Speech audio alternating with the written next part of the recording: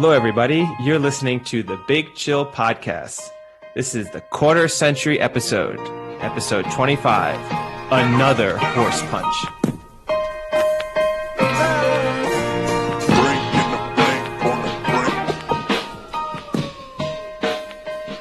Hello, everyone.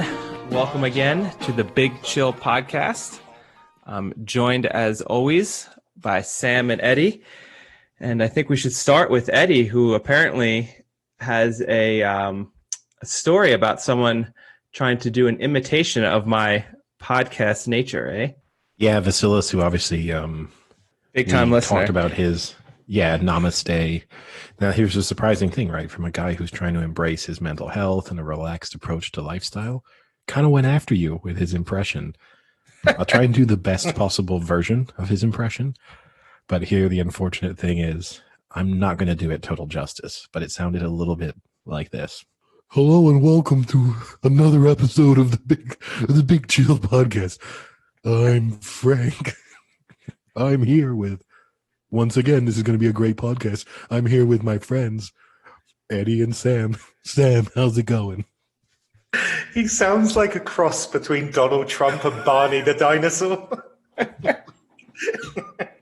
Now, if you could just add a Greek accent into the mix on the impression. He basically made it sound, Frank, as if you were like a Greek man who'd been in a very, very serious road accident fairly recently and was like recovering the ability to speak and had like started a podcast to sort of maybe record yourself so you could see if your speech was improving over time. And that's basically how Vasilis thinks you sound. My speech therapist thought it would be a really good practice for me to get on a podcast so I can speak more and more to develop my language back to what it once was. Yeah. So those are the shots that Vasilis fired at you. Wow. Why did he fire them? Like, what was the reason? Yeah, I thought Vasilis was my friend. Yeah. Why has he come after him? Well, wait, what's the expression? Isn't, imitation the highest form of flattery? Isn't that... He's just obviously enamored with your podcast style. And to think, I spoke so highly of him in the last few episodes, knowing all the stories I know about Vasilis and choosing not to say any of them. I mean, you're more than welcome to return fire if you want. This could be your moment, or you could be the better man. The great thing about Vasilis, I don't think you have to return fire. I think Vas, over the course of time, will just take shots on himself. So I just think, like, sit back, be patient, and he'll do enough damage to himself over time. Yeah. Well, I wanted to start with a week of very terrible bets, at least on my end. I know Eddie didn't do so well either. Sam, I'm not sure how invested you were in the NFL this week, but it was not a good week for the NFL.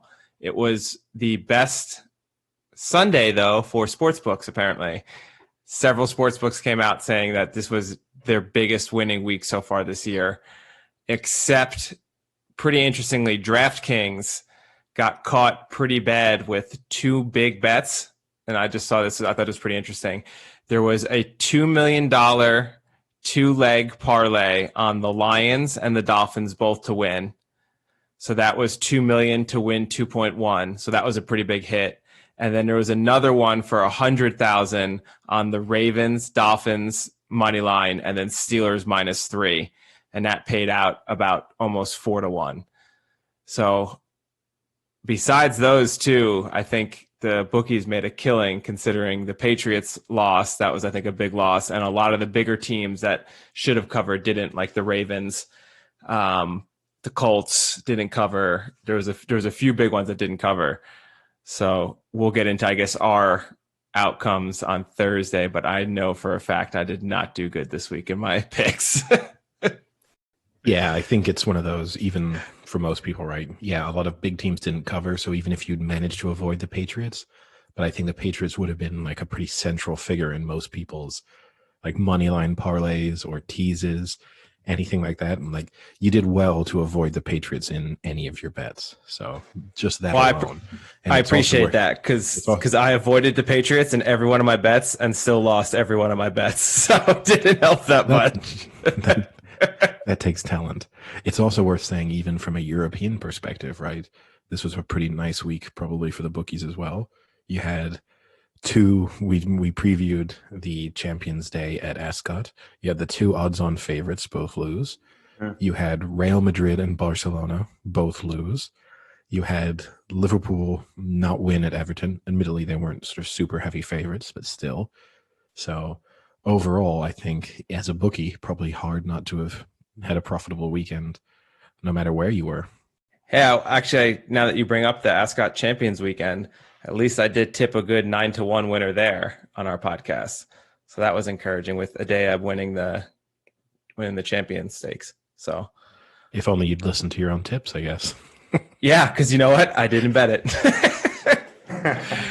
Unfortunately, I did the right thing though, because I had said on the podcast that I used to go the route of betting the favorites like we usually do in those types of festivals, but because it's the end of the year, the favorites aren't as consistent. So I stayed away from betting the favorites. I listened to myself and did an each way bet with some of the lesser favorites, either second, third, fourth favorites. And out of the 6, I think I hit 5 out of the 6. So that kind of sucks. That would have been a nice each way. Yeah, you did. I mean, I guess it's unusual for us to go horse racing first. But I did think the interesting thing is that John Gosden has kind of taken on the horse racing authority in that he thinks fundamentally the course was not up to scratch for that quality of racing. He attributes Stradivarius's defeat purely basically to the ground and the fact that it lost a shoe mid-race, and then also Dettori thinks that Palace Pier or whatever also lost a shoe mid-race. Wait, he thinks he lost a shoe mid-race? You've got to know if he has or not. Either he lost a shoe or he didn't. It was kind of unclear from his interview whether or not he was certain. I think there was a possibility that it may have lost a shoe pre-race and that they weren't aware. But it had been inspected by the vets because I think it was bleeding from the nose pre-race, and they gave it the all clear to race. But yeah, they gave it the cocaine treatment. The Murphy treatment. Exactly. Yeah. It was intended for Dettori, but the horse sniffed it up first. But yeah, I think Gosden is clearly just not happy about it. And I think overall, in a sense, he was kind of saying that the quality of ground for that weekend consistently just isn't up to scratch and that they probably need to do something about it. But he was disappointed that they ran on the course that they did and that they didn't run on the inner course at Ascot, where he thinks the ground would have been better. Wait, the ground was rated soft, wasn't it, for the day? Soft, no, heavy. I saw soft as well. I didn't watch though, so I don't know.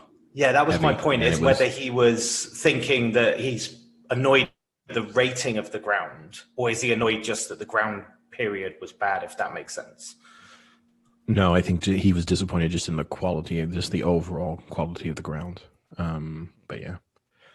Now, here's the thing. There were some decent horses that performed extremely well. So there might be some other trainers who were perfectly happy with the conditions. But I will say in his defense, right, Gosden's not the kind of person normally to come out with those kind of comments.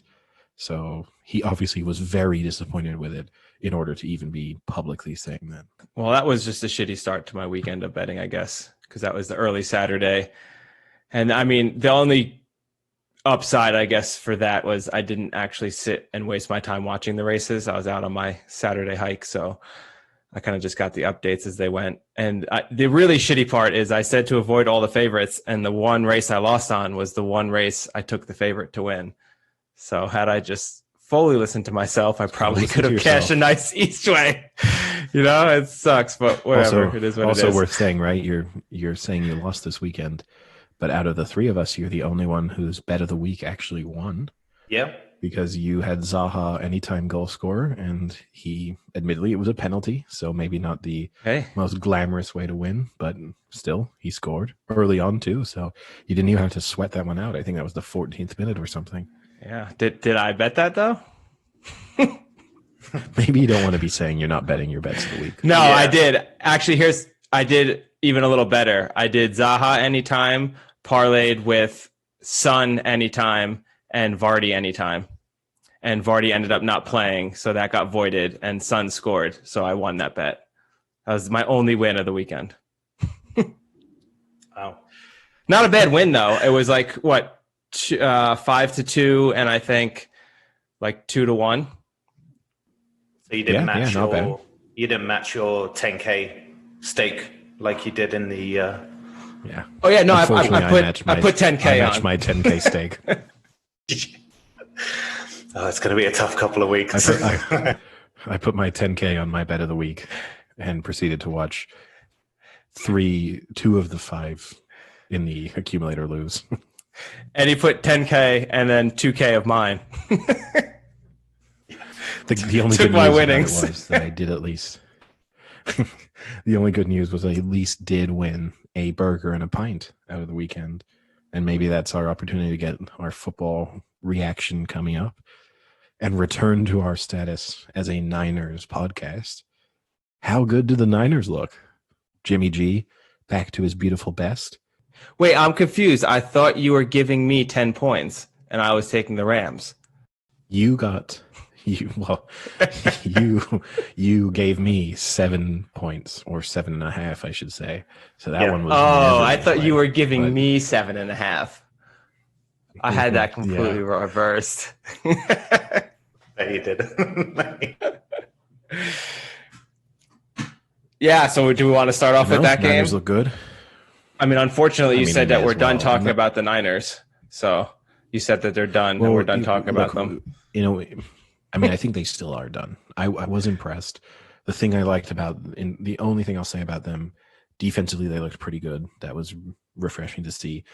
Also, they had all of their you felt like you had the full arsenal of men like moving in motion, and like Deebo Samuel, it's like picking the ball up to like in motion as a running back, Kittle in motion constantly. That's when the Niners look really dangerous. And a couple times this season, they've kind of felt like they've abandoned that a little bit. And to me, that's the only thing that separates them from a lot of the other teams. So it was good to see that back. My bigger takeaway in this, not even really to talk about the Niners, but I was pretty high on the Rams early on in this season. And they just seem like early on this year, I thought they were back to the Rams of 2 years ago. And now it just looks like they're back to the Rams of a year ago. I think it all rides on Goff. The Niners defense looked good, but Goff also looked bad. I mean, he was missing open targets. Yeah. He was really like timid in the pocket, like he wasn't stepping up in the pockets and things like that. He looked like Goff of last year, not Goff of the 2 years ago MVP caliber. He did not look good at all. And I think if the Rams are to be good, he has to be good. Yeah, probably. I think Goff is kind of showing what he is, which is an okay quarterback who sometimes will be great and sometimes will be awful. And that's going to hold the Rams from ever being sort of great with him under center. Like, to me, that's the status they have now. I couldn't trust them. To me, they're firmly out of ever. The Rams fall into that zone now for me where I'm kind of scared ever to bet against them because I know how good they potentially could be. But I would feel very uncomfortable ever betting on them. And what do you think of Jimmy G? I think he's starting to become the next coming of Alex Smith. Coming full circle in San Fran. That's probably a fair assessment. Like, I think he's the kind of quarterback who, best case scenario, he's not the one who wins you the Super Bowl, but he doesn't lose it. And in a way, that's what last year was, right? And the moment they needed him to win the Super Bowl on that deep throw to Emmanuel Sanders, he couldn't do it. So in a way, that's probably fair. Now, you could argue that the Niners have built a team where they have so many weapons around him and offensively and defensively in key positions, where maybe that's all you need. The question would be that they're paying him quite a lot of money to be maybe the 15th best quarterback in the league. So I don't know. I still don't know how I feel about him as to whether or not you do look for a replacement either through the draft at some point or if a decent free agent became available. But yeah, just so I'm not like pulling this out of my ass. He was passes over 10 yards. He only attempted 8 out of his 33, and he only completed 4 out of the 8. So, 80% of his passes were all under 10 yards, which, I mean, hey, if that's the offense you are, that's the offense you are.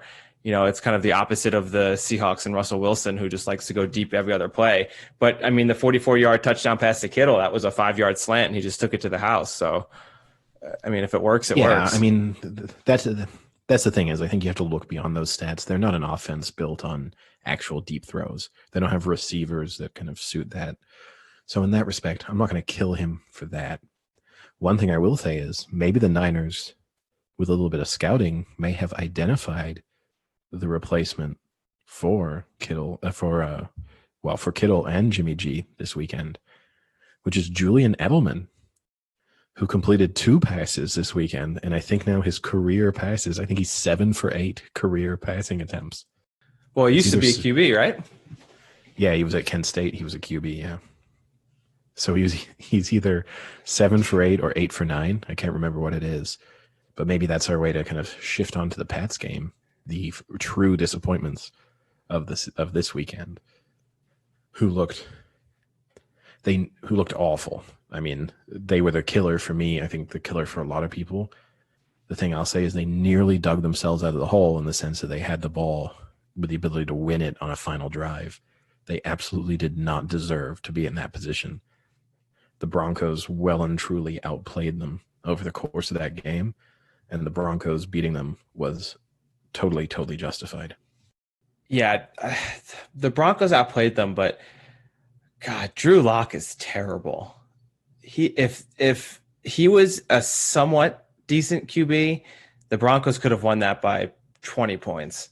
I mean, the fact that the Pats were in the game was because as good as the Broncos were playing, Drew Lock was playing that poorly that he was like pulling the team down. I mean, if you're a Broncos player, that's one of those games where you have to be so frustrated where it's like, listen, we're putting together a great game here. We're going to beat the freaking New England Patriots. Can you get your head out of your ass and start playing a goddamn good game?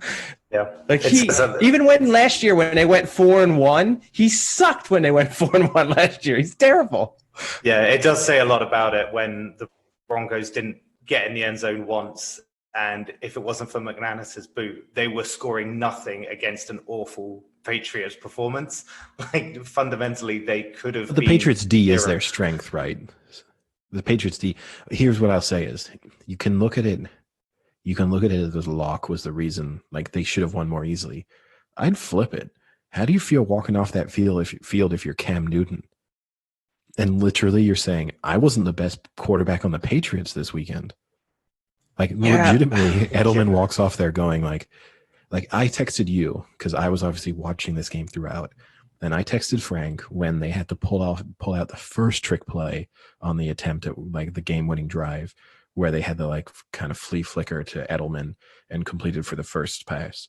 And I said to Frank, not a good sign when you're having to pull out a trick play on like the game-winning drive. Not a good sign. The fact that they then had to go back into their barrel of tricks and pull out a second game-winning like a trick play, like 5 plays later on that drive, shows 100% what they felt about Cam Newton that day. That was clear that they were basically saying like Cam Newton is not going to win us this game.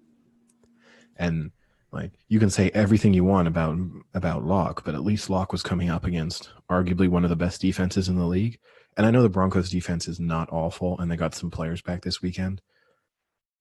And okay, Cam Newton's also coming back from having had COVID, and maybe that's part of the analysis, right? Maybe the knock-on effect of maybe we rule out, if I say that I'm going to stay away from the Rams, maybe I stay away from any teams with a quarterback who recently had a very serious illness. Maybe that's a new rule I apply to myself.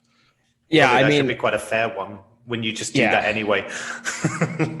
Well, no, you could. I let Newton off the hook this game for the fact that he was out a decent amount of time from the COVID, even if it didn't affect him physically, just the pure fact that he's out of practice for what? It had to be almost a week, right? He has to sit out. Hold on, Frank. A few days ago, we talked with each other, and we said, everyone said the Titans are going to suffer because they were out of practice with each other. And then we said, look how fresh and relaxed they look. So I'm willing to take the fact that even if he just had fundamentally like a mild case of the flu, then that's not ideal preparation. Your body doesn't feel great. You might still not feel good going into the Sunday. That's fine. But if the excuse is, sorry, we were just rusty, it's like, tell that to the Titans. They didn't look rusty. Yeah, but again, the Titans, though, I mean, Cam Newton is coming into New England. This is his first year in New England in the system with a no preseason. So you got to remember, he's only 5 weeks on a brand new team, 5 weeks in, and now he's got to sit out a full week, not being prepared, that's into the system as well. So that's one thing. But here's the other thing is that supposedly they were pretty decimated in their practice squad and like a lot of the other starters and backups. So it's pretty hard to then come back to practice and not even probably have full, good, consistent, like meaningful practices. It just sounded like it was a clusterfuck in New England this whole week. So that's fine. However, he was missing wide open receivers by a couple yards. And so was Garoppolo the week before when he was injured, and then now this week he looked great. So I mean, you have to give him a week. He looked great now. Hold on, can we cut that one too, Sam? Jimmy G looked great. Second ago, stats wise, he looked great. He hit every target almost. Stats wise, he was like 27 for 33. You were killing him a second ago for passes over 10 yards. No, I said he's a game manager. I didn't say he played bad as a game manager. I just said he didn't go deep. Game manager. Okay. He had a good game. I mean, he was hitting everybody. I'll tell you this. An injured Jimmy G would have beaten the Broncos this weekend. But an injured Jimmy G couldn't win the game before? Exactly. Okay. I think it's too early to write off the Patriots, is what I'm saying. I think you have to see next week. If they come back next week and play a lot better, then I'm still on board that they can make the playoffs. I mean, this is their first losing start through week 5 since 2001, like 19 years. So it's definitely uncharted territory for them. No, look, I'm not ruling them out. There's every chance they make the playoffs, and the Patriots in the playoffs are a dangerous animal, right? Like Bill Belichick in the playoffs. I'm not going to say, look, I'd be stunned if the Patriots made the Super Bowl or won the Super Bowl. Fundamentally, I'd be stunned, barring like any major transactions happening between now and the end of the season. That being said, yeah, I still kind of expect them to make the playoffs, although it's kind of easy to forget they do have a losing record now, and there are quite a few teams with winning records in the AFC. Like, even with the expanded playoff system, they need to go on a kind of decent run. Like, I mean, they're not even second in their division right now. So, yeah, there's some issues there. They're going to have to play well in their division, and they're going to have to play well out of their division too. So, but I'm not dismissing them. I'm just saying that was really bad. And if you're more than killing Locke for kind of allowing the Patriots to stay in that game by him not finishing drives, I would be more critical of the fact that if you're the Patriots D and you walked into that locker room and you would say like, are you kidding me, guys? Like, sometimes you were turning the ball over and giving them a short field. We held them to 3 points time and time again, and you guys just couldn't get 3 touchdowns to win this game. You're like, really? Against the Broncos? Speaking of the AFC East, did you see the Jets quarterback this weekend? Trevor Lawrence tore it up in the first half. 400 yards, 5 TDs, crushed it. Look out next season, because when the Jets go 0-16, man, he is going to make an instant impact on that team. I mean, he won't. No, he won't. Not until they get an actual team around him. Yeah, he won't. But yeah, it will be interesting to see, like, players pulling him down by his long flowing locks. That will be good to see in the NFL. One of the funny things I saw in like one of the New York papers is that in Vegas, as of last night, after that Jets massacre by the Dolphins, there were still people putting money on the Jets to win the Super Bowl this year. Here, I'll give you a question then. Let's use this as an example. Which do you think is more likely? Jets go 0-16 or the Packers 12-4? That is a tough one. Wasn't our over-under last podcast on them about 3? Didn't we do 2.5? Yeah, we basically agreed 2 to 4 losses for the season was the likely. Now, here's the thing: is we did all pick them. I mean, this is our way to move on. We did all pick the Packers to win this weekend against Tampa Bay. I mean, that was insane, right? 38 unanswered points. Well, it's like Rodgers had a melt. Like something happened in Rodgers' head. And well, I mean, I actually think that's the crazy thing is they looked so in control early on, like 10 up, driving, ball back. At that point, it was like, oh, okay, this is going to be a fairly straightforward Packers win. Even early on in the game, it was just like, okay, looks like business as usual as far as kind of the Packers are concerned so far this season.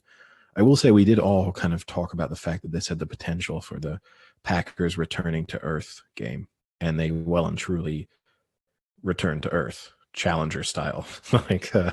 They Oh God. It was not pretty. I mean, also we're saying, the crazy stat out of that, which Sam and I have already discussed earlier today, that was Rodgers' third pick 6 of his career. That is an absolutely incredible stat. 2 against Tampa, isn't it? Wow. Yeah. That's even more incredible when you consider Tom Brady was on a streak starting this year of, 4 straight weeks or 3 straight weeks with a pick 6? It's an unbelievable stat. And the fact, as Sam mentioned, the fact that 2 of them have been against Tampa Bay, also crazy. And he almost had a second one in this game. They took it out to the 2-yard line, right? The next drive. Yeah, and he hadn't thrown a pick all season, and then he had those. It's like back-to-back drives. Yeah, first pick and then second one next possession. I mean, whatever happened, that got in his head because by the end of it, you were honestly looking at benching him at one point. By the end of the third, it was crazy. They were doing absolutely nothing. I probably would have benched him just because obviously you have just drafted a quarterback in the first round, and I would have just seen that as an opportunity to give him a quarter. He's out in a game. He's out. Love. Oh, was he out? He's been out all season. Out? Yeah, he hasn't been. He hasn't suited up all season. Then. Well, then take that back then. Although I still maybe would have thrown him out there. He probably would have been better than Rodgers even if he can't walk. I don't know though, because even I guess maybe when it got to the 38-10, because even if you have to think at 28-10, it was still at halftime with Rodgers. 18 points is not that crazy of a comeback, but at the 38-10 at the end of the third, then you're looking at 4 scores there. 28-10 is like if we score the next points, if the next scoring play is a touchdown for us, it's game on. But as soon as the next scoring play isn't a touchdown for you, it's like bench the starters. No point in this one. Flipping it the other way though, Brady and Gronk rolling back the good old days. I mean, Brady looking fine, 43 years old. That arm's looking good. Gronk looks he's looking fine. Yeah, Gronk looks okay. Not Brady mobile, remembered. But Brady remembered where he was. That helped. Gronk did not. Yeah, that helped too. But that was interesting. And I mean, it set up right. Here's the interesting thing: if the Bucs are good this year, we'll probably touch on one of these topics a little bit later. But Sam will be pleased to find out that his pick of the Tampa Bay Rays to make the World Series came true. They are in the World Series. Obviously, you had Tampa Bay winning the Stanley Cup. What a year for Tampa Bay this could be. Yeah. Big sports city. Potential. Could suddenly be Titletown, USA. Who saw that one coming? The thing I will say that was interesting about that game. You could even try and spin the Miami Heat making the NBA Finals if nothing else, what a year for Florida. You could even go for that general approach. Yeah. What a year for Florida. They're dying left and right from COVID, but hey, at least their teams are winning. At least they got fans in the stands. Well, that would be the good thing, right? When all those Floridians die, they'll be able to know, hey, there's a chance that 20, 30 years from now, people won't remember 2020 in Florida for the pandemic. Instead, they'll remember it for an amazing sporting year for the state of Florida. Crazy to think, though, Rodgers and Brady didn't even top 200 yards. I think that's I don't know many people who would have predicted that. Under 200 on both of them. You know, you think maybe if one does bad, then the other does good. I do think that's worth, people have kind of, I've seen some of the responses to the game yesterday, today. Some people have just been like super complimentary about Brady. And look, he didn't put a foot wrong in many respects. But I think people have gone a little bit overboard. It was like he fundamentally got put in a position there where he just didn't need to forget what down it was. And they I mean, he was up 14-10 without doing a single thing except hand the ball off. Yeah. No, so I mean, that would be the one thing. And look, that's the nature of it, right? If they'd lost and he had that stat line, people would be killing him for it. And we kind of talked about that on other episodes. Like, if you win, everyone sees your performance as being so much better. Or even if you have a great performance in a defeat, people kind of focus in on maybe the one turnover or the one play you missed. And Tom Brady's in the kind of lucky position where people will just say like, oh yeah, well, he beat Rodgers. So last week, Eddie said that Mahomes had lost his MVP race. It can be argued that same week, Josh Allen lost it. And now this week, maybe Rodgers is losing some footing. And that is opening up the door to the undefeated Tennessee Titans, Eddie. Are you a believer yet? Because they have 2 MVP candidates on that team. Are you a believer? Well, it depends what you're asking me, am I a believer in? Because I think throughout the season, we've kind of all said that we don't think the Titans had enough respect at different times. Like, we kind of consistently picked the Titans to win the game. I think the only time I picked against the Titans was that Bills game. And obviously got that I'll rephrase it. Wrong. I'll rephrase it. Can the Titans win the Super Bowl? Yes. Conceivably, yes. I'm not saying I would bet on it, but yes. Are they in the top 3 teams to win the Super Bowl in your top way. 5? No. Wow. This is the team that made it to the AFC Championship last year, and now this year are undefeated, and you think they're not in the top 5? No. Disrespect across the board. I don't think that's disrespect. I'm saying I think that's absolutely disrespect. I think there's like 8 teams at the moment that have legitimate Super Bowl chances. They're in that group. None of them winning would surprise me that much. But I'm definitely not putting them in my top 5. I mean, I guess in the sense I kind of have to think and figure out exactly who my top 5 are, which isn't something that I do on a daily basis. But assuming I do my top 5s just exactly. They're running through my head 24/7. Walking to work, top 5s. Just got like a rain. Top 5s. I mean, if I think that I've got the Chiefs for sure in, right? I've got the Seahawks for sure in. Now, you think the Seahawks are a more legitimate contender to win the Super Bowl with absolutely no defense than the Tennessee Titans?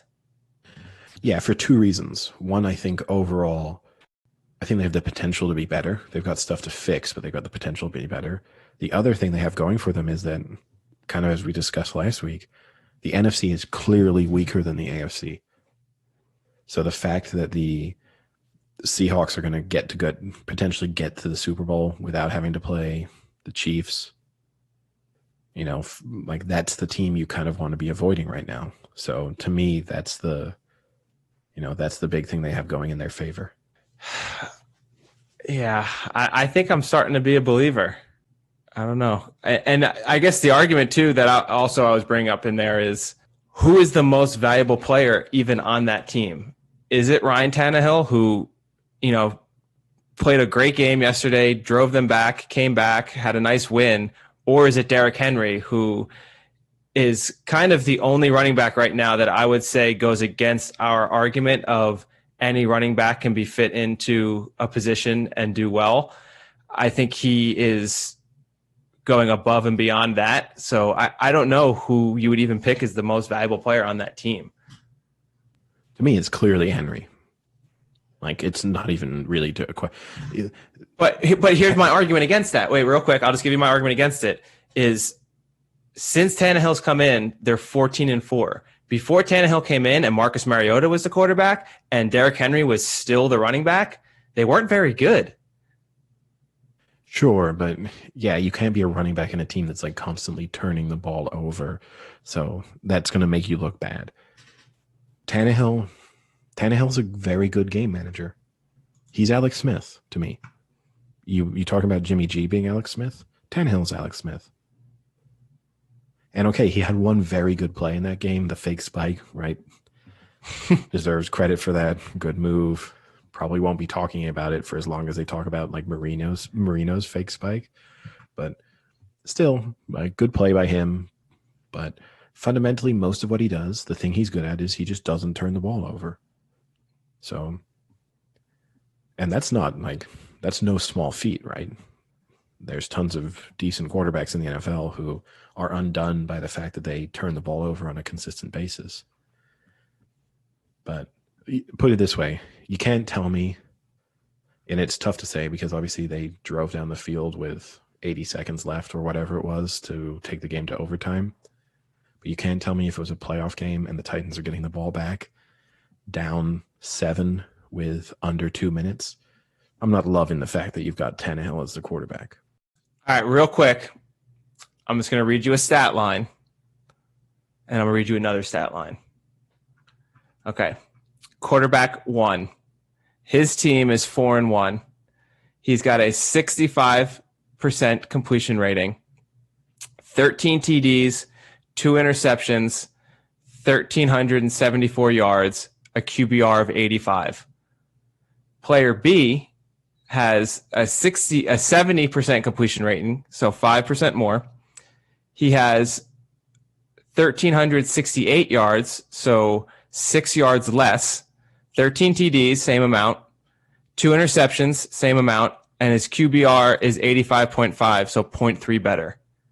That is Aaron Rodgers is player 1 and Ryan Tannehill is player 2. So I don't understand how you can call him a game manager when he has the exact same stat line as Aaron Rodgers. And you could put in Josh Allen has 200 more yards, but is practically the same as well. Okay, let's just pump the brakes for another second. Let me give you another few set of facts. Let's go through the teams, the Titans. Oh, and Tannehill's 5-0, sorry. Okay, let's go through the teams, those 5 teams they've beaten. The Broncos, 16-14. The Jags, 33-30. The Vikings, 31-30. The Bills, 42-16. And then the Texans, that's a massacre. 42-36. There's one good win in that. You, the other day when you were talking about the teams that had played, like when we were doing like how many wins does the other team have? Well, the Titans are playing against a bunch of teams with not many wins, and they're not beating them convincingly with the exception of the Bills. And funnily enough, the only good team they've played is the only team they've looked really quite good against. Yeah. Prove my point, Eddie. What's their schedule coming up then, I guess? Because they have the Steelers coming up. I cannot wait for that game. That's the test. Yeah, for sure. That's the test. The Steelers will be the test. They have a few tests. In the next few games, they play the Steelers. They play the Bears, which is also kind of like an interesting test because the Bears. To me, the Titans might just be a slightly better version of the Bears. So no way. That is such a slap in the face. You are a hater of the Titans. You are disrespecting them. They play the Colts. They play the Ravens. Oh yeah, I love it. I mean, they could be 16-0. You look at the remaining games. So they play the Steelers, the tough one. They play the Bengals. That will be a win. They play the Bears in Chicago. Let's give them the win, but it's tough. They play the Colts in Indianapolis. Tough. They play the Ravens. They play the Colts again. They play the Browns. Then they play the Jags, the Lions, the Packers, and the Texans. They might not win that many of those games. Or they might win them all. Well, you could say that about everyone. No, you can't say that about the Jets. I mean, it is technically a possibility. Yeah, it will be a very good test these next few weeks coming up. But I still think, I don't think people are giving them enough credit for how consistently they are winning. That's the bottom line. And we've said already throughout the year, right? We have mentioned several lines where we think that they don't get it. Even this week, I think we all kind of agreed that they weren't getting. Now, ironically, Frank, you were the only person here who picked the Texans. I know. And you know what? I was really close to texting you guys midway through the third quarter being like, there's my upset. But I bit my lip. And of course, it ended up not happening.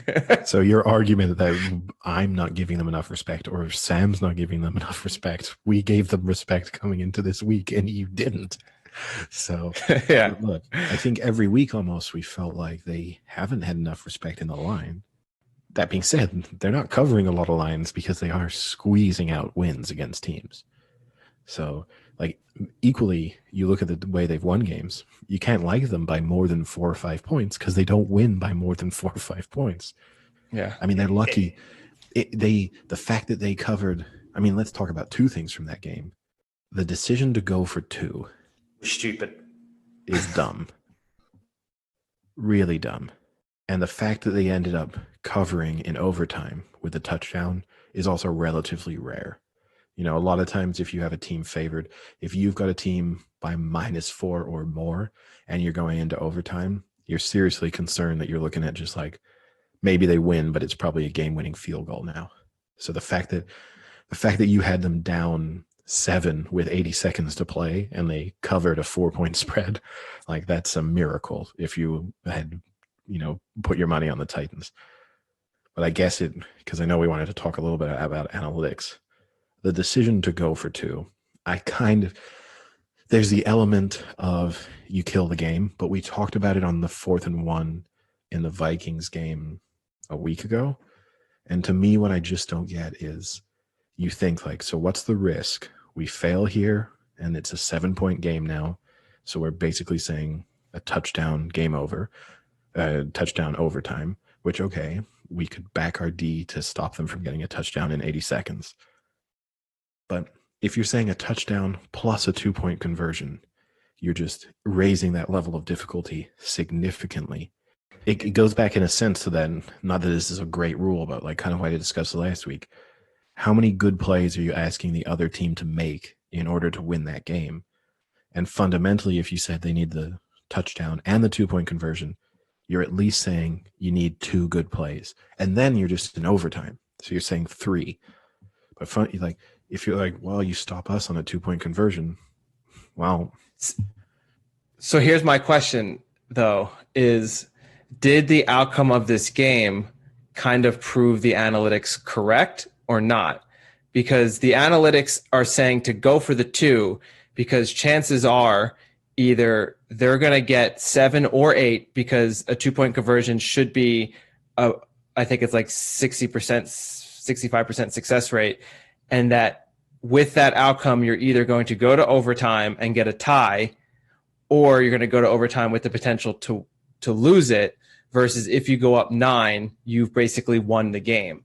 And in this instance, they didn't get it, so they went up 7, but they ended up getting the tie, going to overtime and losing. So doesn't that kind of prove the analytics right that you would have had to have gotten to 9 to win that game because you didn't get to the 2-score scenario, you stayed in a 1-score scenario and lost? The thing is, we don't know, right? Because we didn't get to see the Titans going for 2.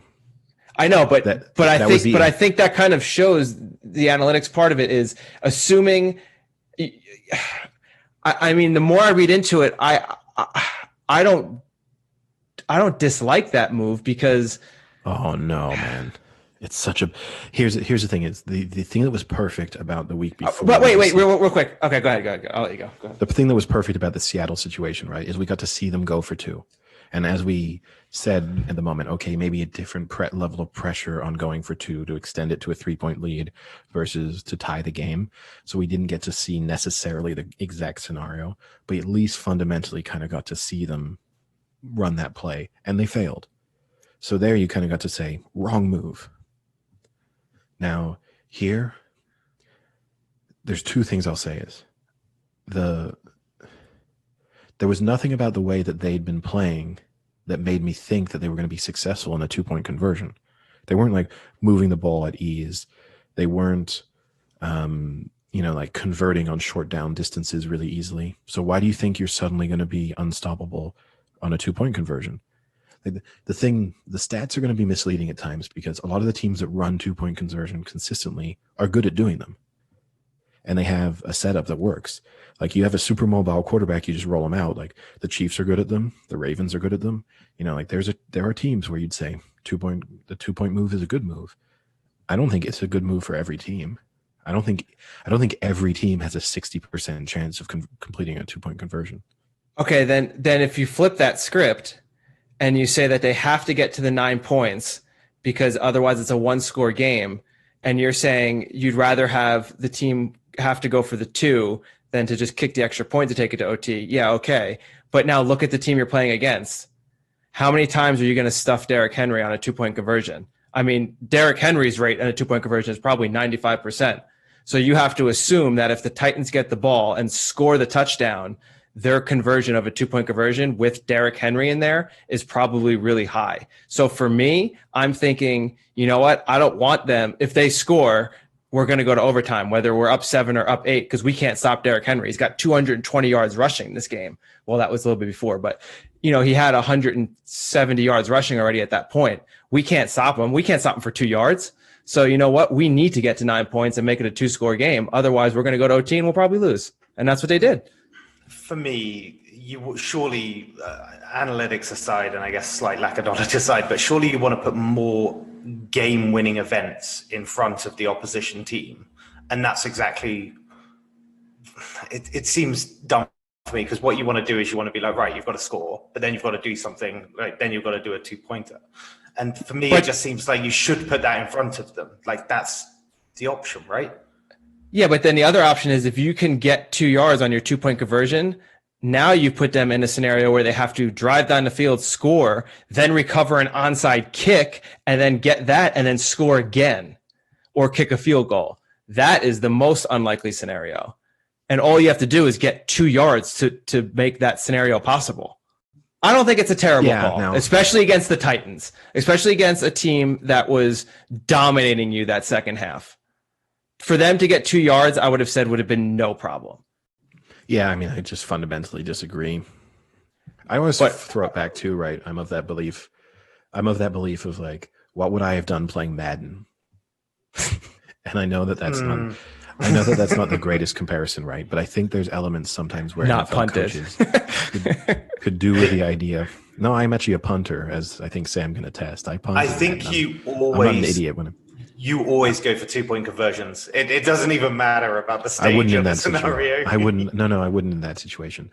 Now, this interesting. Wait. He would always go for 2 all the time, except in that specific situation. He's like, nope, not going this time. No. I don't normally go for 2 in Madden. Maybe against Sam because he's garbage, but like, wow. Normally no. But here's what I'll say is here's the interesting comparison. I don't think they should have gone for 2. Then in the Patriots game, so they were down 15, and I think they scored with around like 6 minutes left in the fourth, something around there, 6-7 minutes in that stage. They decided to go for 2 and failed. And the announcers were killing them for it. Like, bad move. You want to keep that to a 1-score game. You want to know you get the ball back. And to me, that is the part where I don't get. Like, you have to go for 2 fairly early on so do we need the ball back another time? To me, okay, maybe it's nice to think that you score with as the game expires and you kind of get this singular play. And I guess as a coach, that kind of removes any criticism in the NFL, right, is a conservative league. Like fundamentally, coaches try and avoid being the reason why their team lost. So I get that approach in that respect. But like, to me, I want to go for 2 and know, okay, now we need 2 scores. So that's going to change the way we play defense. It's going to change the way we use our timeouts. And when we get the ball back, it's going to change how quickly we think we need to go down the field. And there I just don't get it. Yeah. So for those who kind of didn't get what Eddie was saying, they were down 15, right? Yeah, down 15. Down 15, scored the touchdown and kicked the extra point. No, they went for 2. Down 8 versus going for 2. What? No, they went for 2. Oh, sorry. Yeah, they went. Yeah. They went for 2 instead of kicking the extra point to go down 8. Yes. And this is the exact same scenario that happened in the Sunday night game when the Rams scored the touchdown down 15 and went for the extra point to go down 8.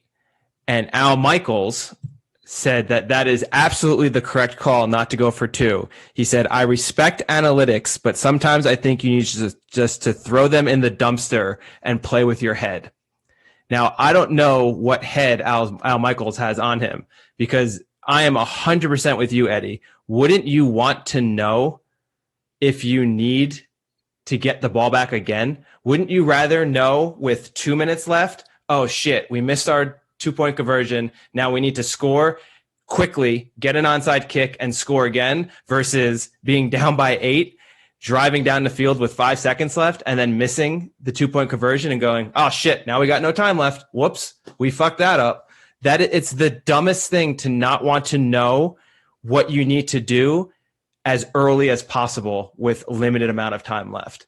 I don't understand that. And I wish I could have tweeted Al Michaels, because that was the dumbest thing he's ever said. You could have. I don't have Twitter, so I couldn't have. Well, it's not that hard to sign up, Frank. It's really difficult sometimes to sign up to things. Here's the only thing. Yeah. I think it depends how much time is left in the game. So I think if you're in a situation, if there's 8 minutes, then that's different. But when you have a minute or 2 left. No, see, I actually disagree with you. I think if you're under about 3 minutes, I want to kick the extra point and keep it a technically 1-score game, because I think you send your defense back onto the field motivated, knowing if we can get the ball back, we give our offense a chance to tie this game. Whereas I think if you send them back on the field down 9, they're like, game over. What's the point in this? We need an absolute miracle to turn this around. We need to turn the ball over once or stop them with, depending on your timeout situation. Then we got to either recover the onside kick or somehow turn the ball over again.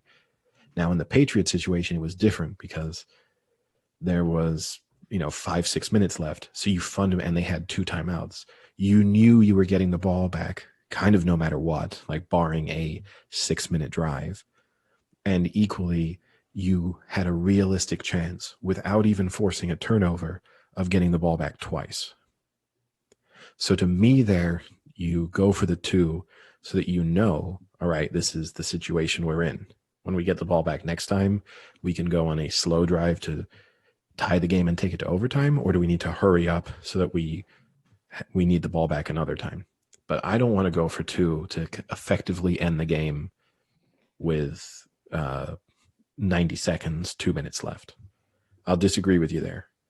No, see, I always think you want to know with as much time as possible. And we can actually bring this full circle with the whole 2-point conversion, winning or losing games, because the Washington Redskins against the Giants in an absolute shit game. Really, Frank? Well, they scored with 30 seconds left, down 7, and the Redskins. He's not talking about you covering up the game. He's talking about the fact that you I almost got him again twice. as well. Yeah. You did almost get me again. Twice. No, 1.5. No, you said it twice. The Washington football team was down 7, scored with 30 seconds left, and decided to go for 2 for the win, and they missed their 2-point conversion.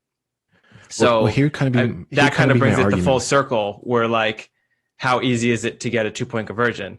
But then again, I think you have to understand the team, like Eddie was saying. No, but whereas he would be my real argument, Frank. In a way, killing the decision to not put yourself up by the 8 points. So yesterday, multiple teams went for 2-point conversions at crucial moments. You had the Patriots did it. You have Washington trying to extend the lead.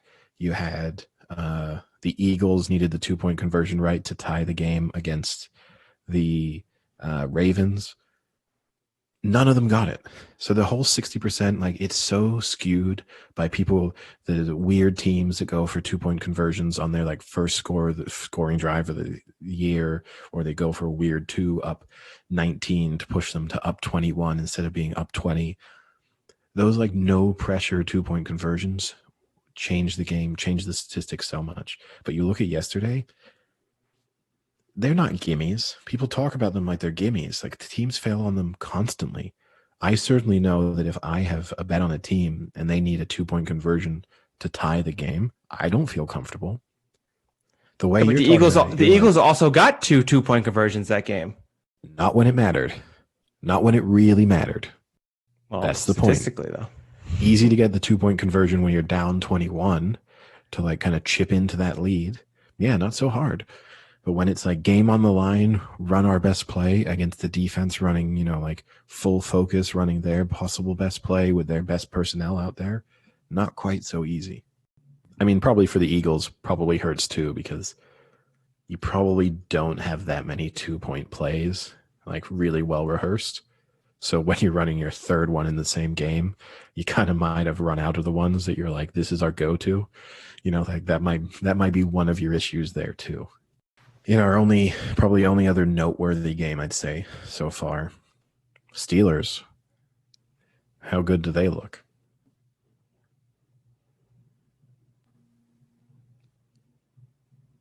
I'm going to leave this silence in there so that people can appreciate that. If people could have seen on camera, Frank just like really quickly opened up his oven, which is just off screen, and out of it he pulled up this nice, fresh, hot, steaming humble pie, and he's just pulled it. Thank God it was only a steaming humble pie. He's just placed it in front of him, and he's just taking a nice big bite of it. Yeah, they are looking good. They are looking pretty good. I put that at about 75% Steelers looking good, 25% Browns looking pretty poor. Well, I mean, as it transpires, right, Baker was injured. Not that I think that excused how bad he was or how bad their offense was, but you can at least throw in the fact that you have in the same way that we're giving the Patriots a mild pass with the Cam Newton situation, you have an injured quarterback, you'll get a little bit of leeway as to like how critical it will be of them against a good defense. But yeah, the Browns didn't look great, but I think the Steelers looked really good. Yeah. I think first with the Browns, Baker doesn't look great at times, but I don't really want to put it on him so much, because you watch his games and his offensive line pass block is terrible. He's constantly getting hit and pressured. There was one hit he took in that game where it looked like it knocked the breath out of him for a minute. He was like on the ground, just like couldn't breathe, couldn't move, and I think with him, what happens is when you hit him early, he gets really that stereotypical happy feet in the pocket, and he doesn't ever trust the pocket anymore, ever. And he gets it. And as soon as he feels an inch of pressure, he's like out of there, and it's plays dead. He's just throwing it out of bounds, things like that. So part of that obviously is him. For a second, I misunderstood when you meant obviously the play is dead, but I thought you meant like he was like playing dead, like playing possum, like mid play, like senses the pocket collapsing and just collapses to the ground instantly. Like, did they notice me, guys? Did they notice me? So I haven't got this terrible yardage. I just keep falling on the ground. I think we got away with that one. They didn't touch me. Everyone be quiet. I'm going to try and roll into the end zone. His stats don't look great, but I don't think a lot. Like, if you give him better pressure and you make him feel comfortable in the pocket, I think he'll be a lot more effective than he can be right now, because he did not look comfortable yesterday. And hats off to the Steelers defense, because I think they are what's impressed me the most yesterday. They were all over him. Every play, it looked like they had 2-3 rushers on him. I mean, he was all over the place. So that is a solid defense. I think did I see they're the only defense in the NFL under 20 points, letting up like 18.8 or something like that. So they're playing well. This year in the NFL, being a defense giving up less than 30 points is pretty good. Yeah. But I think you're right about Mayfield, with the like that he panics, he gets the happy feet early, he doesn't go through his progressions, which interestingly enough actually was one of the criticisms that Steve Young had of Jimmy Garoppolo early in the season. Kind of the same sort of thing. Steve Young was basically saying that's one of the things he had to learn as an NFL quarterback, and that it took him time. But and by time he meant a couple years, but to have the confidence of like moving through your progressions and not like what he felt that Jimmy Garoppolo did was to like instantly almost give up on the play, that you like didn't see a guy was open. And so instantly you've either moved on from that guy or you've decided that the play itself is just done for. And he's basically, his message to them was like, it takes guys a little bit of time to get open. Like you can't imagine that every single like play, your wide receiver is going to break from his route and be instantly open, especially if you're expecting him to go like 20, 25 yards downfield. He's not going to just be a yard in front of a guy right from the line of scrimmage every single time. So that maybe that's a piece of advice that Baker needs to learn from as well, particularly when he has such good wide receivers around him. Like you have to trust those guys that they are going to get themselves open. And you have to trust that your pocket's going to protect you for the sort of 3 seconds you need sometimes for them to do that.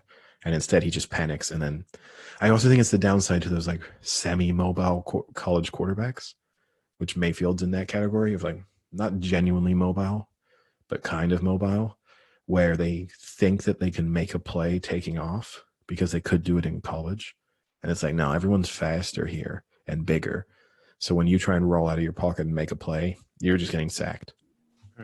What, 5 times in the game, right? Yeah.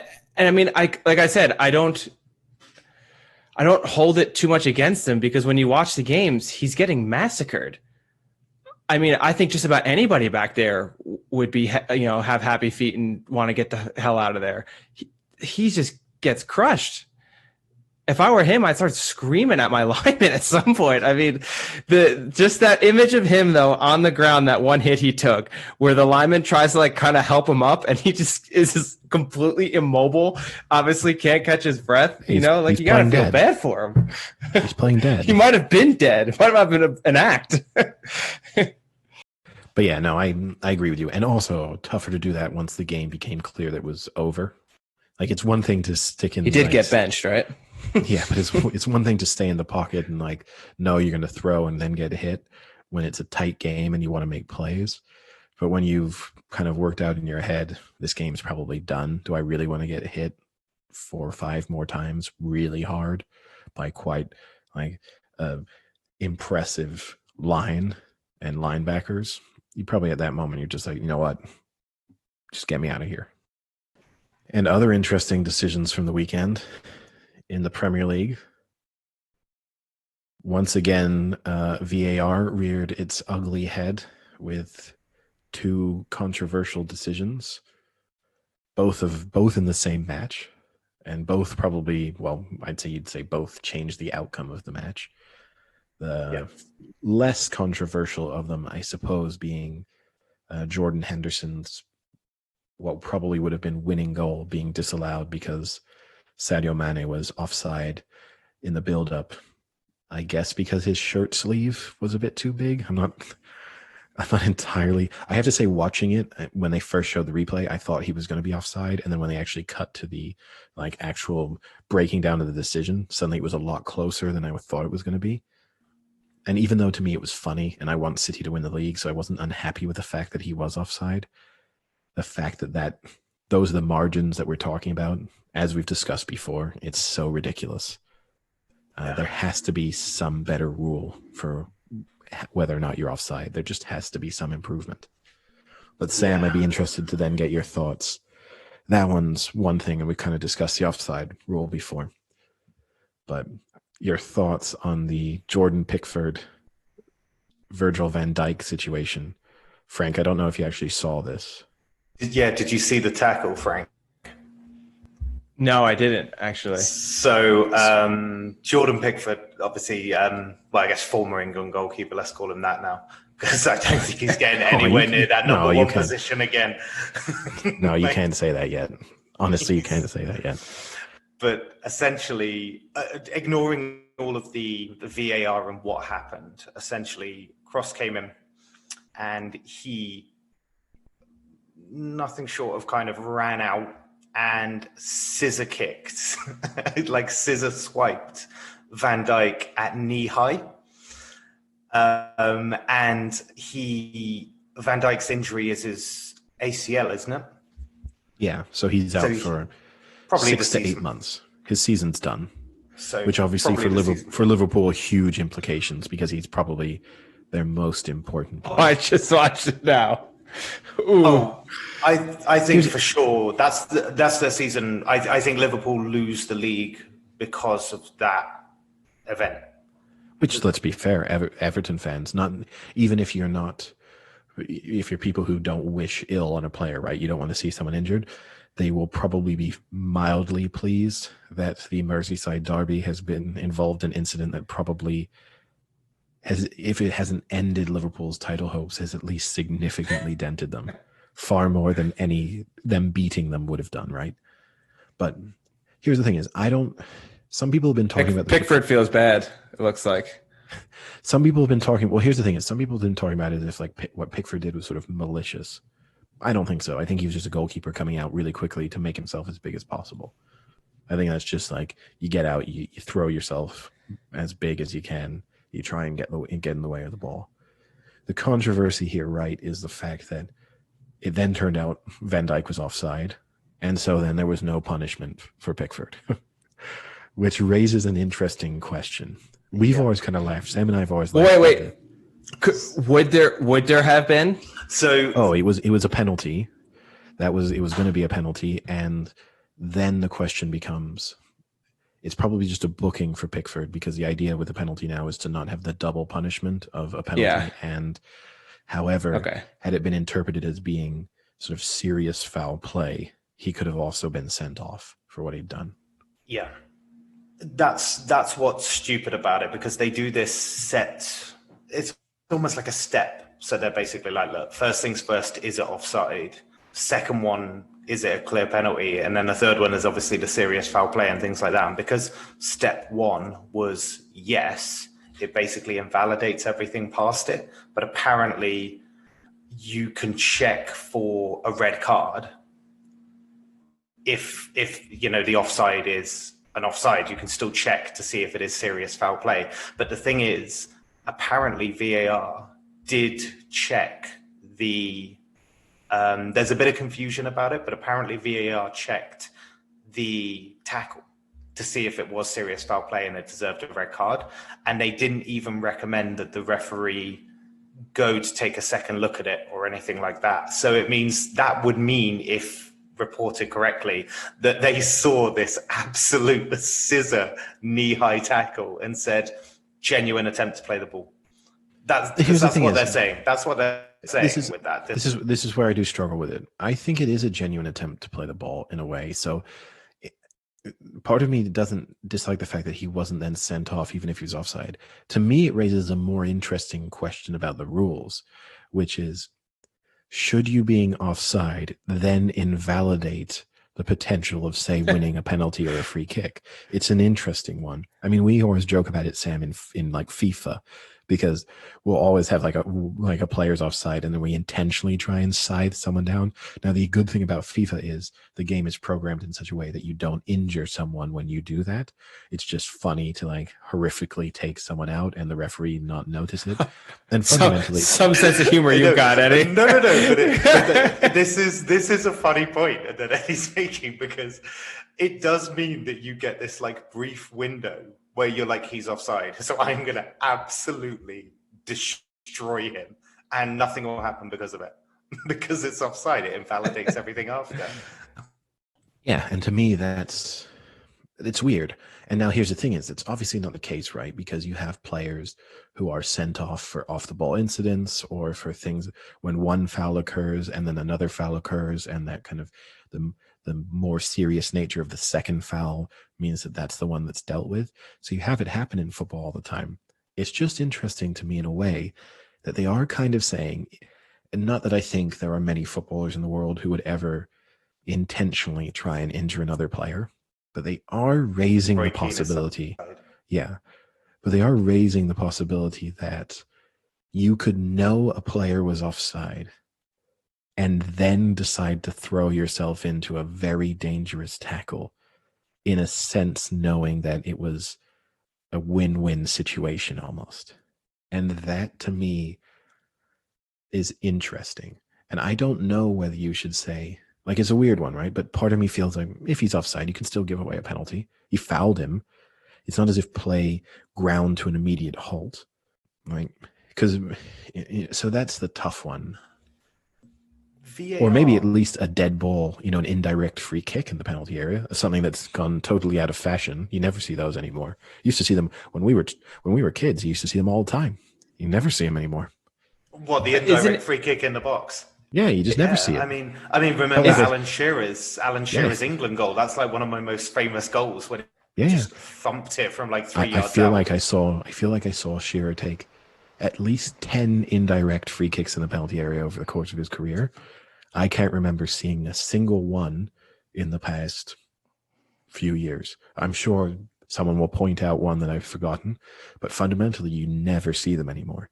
And they were relatively commonplace which is the other thing, right? We've seen the spike in penalties, and I mean, I guess it's also, that's the world in which this non-penalty decision has to be viewed. We're giving away penalties for handballs where like players are half an inch away from the ball, not looking, and it gets smacked into their hand, and that's a penalty.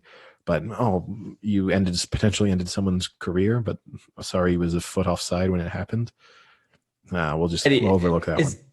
Isn't it a little difficult though to kind of change it into what you're saying, because of VAR? Because now they're letting a lot of offside plays carry on and not stopping them right away, where you're going to have so many more scenarios like that pop up. So there's a higher likelihood of that happening. So it's more of a 100%. Risk to then say we're still going to award penalties, because 5 years ago you wouldn't have had every play just continuing for no stupid reason just because we have VAR. So let's just let the play continue and go to VAR. 100%. No, you're right. So there's no perfect solution to that. In my mind, I think you'd have to draw a distinction between like plays that happen in a split second before the offside decision was made, or before a player might have known that there was an offside, versus say you let play run from just inside the half and a player runs for 5 seconds and then gets tackled from behind going into the penalty area, and you say, okay, that scenario shouldn't have happened.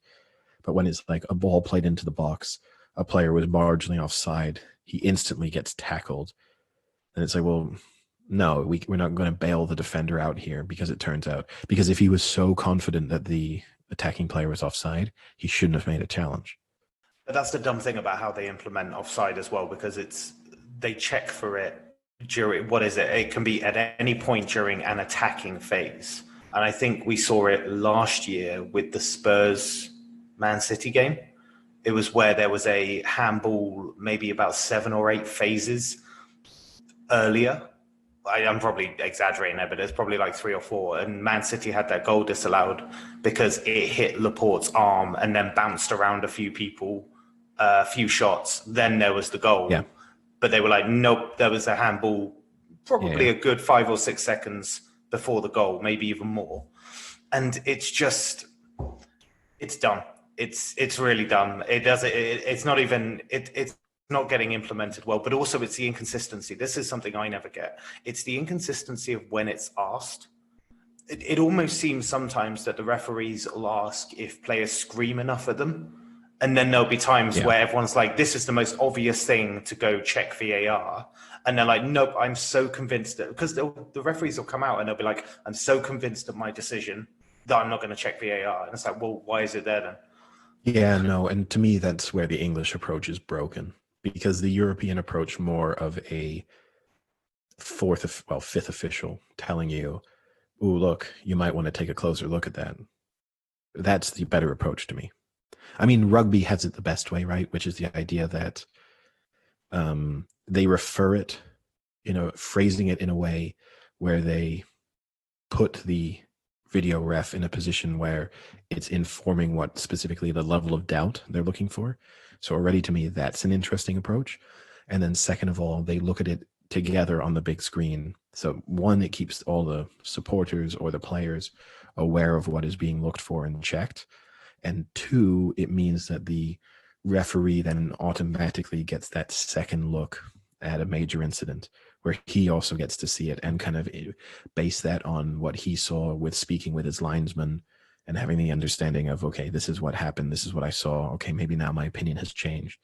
But yeah, this idea that in a sense, these video refs, these who I'm going to say unnamed, even though, okay, we know exactly who it is each time, but these kind of mystery video refs are out there making major decisions when you're not seeing them and you're not knowing exactly always what they're looking at or what sort of sequence or process they're going through. It's just ridiculous. Do you remember that absolute joke when it first came in where they used to draw the lines along the pitch? Yeah. And Frank, did you ever see this? So basically, it's a sensible idea if you actually use like a CAD system that actually draws perfect lines. Which is what they do now. This guy essentially picked up a felt tip pen and just went across the screen. And these lines were, honestly, if you got a protractor on them, they were 20 degrees off against the actual straight line. Because what they had done is they had taken the camera shot, which was angled, and then they've gone, oh, this is a straight line. So they declared something offside when he was about half a yard on, maybe, or something, but because of the angle. And then obviously they corrected it because of that. But I mean, that's actually a good point, Eddie. You were talking about rugby, because what they say is that NFL does it as well. It's like, do I have enough evidence to overturn my initial decision? And I think that approach would change these offsides, because if it's like his toe is offside, it's like, okay, the ruling would stand because it's marginal. The offside is marginal. Well, that would be the tough thing, right? Because they would argue that offside is absolute. So they would say, no, we have enough evidence to overrule. To me, the offside rule just has to be changed. It has to be that you either have to be, to me, almost the clear daylight element, right, was what everyone said that you used to have, although that was never the rule. That was just like a guiding thing given to touch judges to help them, in a sense. Like, if you saw clear daylight, he was probably offside. If you didn't, he probably wasn't. But in a way, the clear daylight rule, when you are then making this kind of such a exact interpretation, would just make more sense. Because literally now you're just like, well, I've got bigger feet than you. I'm offside. I wasn't gaining an advantage, but I wear size 12. Well, if you got bigger feet, you're gaining a little bit of an advantage probably in other spots. Well, Sam would as a size queen, but Frank, your shorts were riding up a little bit there, talking about size queen. A very clear view of quite a lot of you. It's fair to say parts of you might have been offside if that had been a controversial goal line decision. Just learned a lot about Frank. Tough to find shorts that fit sometimes. Oh, well. Shame we've already discussed Stradivarius, because otherwise that would have been a natural. the Duke of Swagger. But Yeah, yeah, I mean, VAR's done. VAR is they need to do something about it because you remember what was it when because one of the best things VAR could ever do is the goal line technology, right? That was going to be the thing that was going to almost be a game changer because there were so many instances where it's frustrating for that to happen and it's so obvious the technology can stop it. But then there was that time in the Aston Villa Sheffield United game where it didn't work. And what was it? Yeah. So all of the sensors, we're obstructed. every single Blocked, sensor, yeah. was obstructed. So now here's the thing: is right. They could fix that. They're refusing to put chips in the ball, so they could fix that scenario just by putting chips in, and just having like GPS tracking on the ball, and then it wouldn't be an issue either. But yeah, I mean that at least, as unfortunate as that was, at least you can explain that one and just say, look, this was a freak scenario. Now that turned out to be a huge one in the sense that probably changed who went down in the Premier League. It kept Aston Villa up, and now they're going to win the league. So it's these fine lines. That might be a little bit extreme, but overreaction of the week. They aren't going down this season in all likelihood, right? So you have bought Aston Villa probably another few seasons of Premier League football, which is another huge chunk of money, which means that even in the scenario that Aston Villa do go down 4 or 5 seasons from now, they are in such a strong financial position when dropping back into the Championship that they instantly become, very, very, very safe bets for staying in the league. So like, yeah, it changes the landscape at the lower half of the table and potentially even the top half of the Championship in the future. So huge, but you can understand that one and just being like, sorry. Although the problem there, right, is that they could have used the video ref to say, yeah, I can clearly see the ball was over. Yeah, why isn't that happening? Is it because they've got no instruction to? I think so. Yeah, I think that was one of that wasn't one of the things they're there to check. You would think you would just check it though, right? Just put on the goal and be like, I'm just going to give it a check. And then you'd be like, wait. You would have thought so, but then I guess part of you would be afraid that even though it looks really obvious on the video, that somehow there's something wrong with the video. And if all the sensors haven't gone off, that somehow then you're going to be the guy who steps in to say, no, that ball was over the line. And the ref says, wait, really? Yeah, for sure. And then after the match, they say, oh no, he just had a weird angle. And then you realize how much money he had on it. Exactly, yeah. On first goal scorer. But yeah. And the other, we spoke a little about the City Arsenal match. I kind of don't think it was noteworthy. Fairly dull match. City won. Yeah. That is what it is. The only other really interesting result from the Premier League, I guess, this weekend was the epic Spurs collapse. And I'm going to say collapse more than I'm going to give West Ham credit for the comeback. But the incredible Spurs collapse on Sunday night, which again, for context, for anyone who didn't watch it, they were 3-0 up with, I think the 82nd minute is when West Ham scored their first goal and managed to draw 3-3, which is just extraordinarily impressive. Also, given the fact that they were just well on top anyway. So it wasn't one of those matches where you felt like, oh, a goal could change things. When it went to 3-1, I thought, man, this isn't going to matter. Yeah. Even at 3-2, I thought. And I mean, Gareth Bale nearly put them 4-2 up anyway. So only Mourinho could bring on Gareth Bale and draw 3-3 from a 3-0 position. It's pretty spectacular because everyone was playing well for Spurs at that moment. Kane obviously was scoring really well. Son was playing well. They brought Bale on. Everything was looking good for them to have a convincing win and a bit more momentum. And then to go and do that against, those are the games that Spurs will look back. And if they miss out on any sort of like Champions League or Europe, those are the games where they look back and they're just like, this was ridiculous how we could ever let it happen. And it just shows the kind of Mourinho, in my opinion, it just shows that kind of Mourinho approach of the kind of cautious build from the back, build on defense isn't happening. I don't think you can blame Mourinho for any of that. To me, that questions it's the character in the squad. I don't think you can question Mourinho. I mean, maybe you make different subs, but you had to bring Bale on because you're trying to introduce him into the side, right? And you would have argued 3-0 up, perfect time to bring Bale on and let him get some sort of, in a sense, sort of easy game time. But I don't know. And okay, it took an extraordinary strike to make it 3-3 anyway, so you also have to throw that one into the mix. But no, I just think I don't think I wish that they were still doing the Amazon documentary about Spurs, because I would like to see what Mourinho said when they went back in after the match. You could kind of tell me anything. You could tell me he didn't say anything, and I might believe that. I would actually go down like the genuine shell shock, where he's just like, I'm not saying anything. Didn't go in, didn't see him. But like, that's how I would do it. But you could also tell me that he just ripped them all apart one by one. The hairdryer treatment, yeah. I worry for Spurs with those kind of collapses. I just feel like they have the capacity to. I just feel like they're a team that will have those more often than not this season, compared to the teams that they're supposedly competing with. You know, the kind of Man U, Chelsea, Arsenal, maybe throw Wolves, Leicester in there as well. I just don't see the Spurs look, even though they've had some all right results, and obviously the Man U thumping was, you know, an incredible result, but they don't fill me with any confidence. And if anything, that has just kind of confirmed that for me.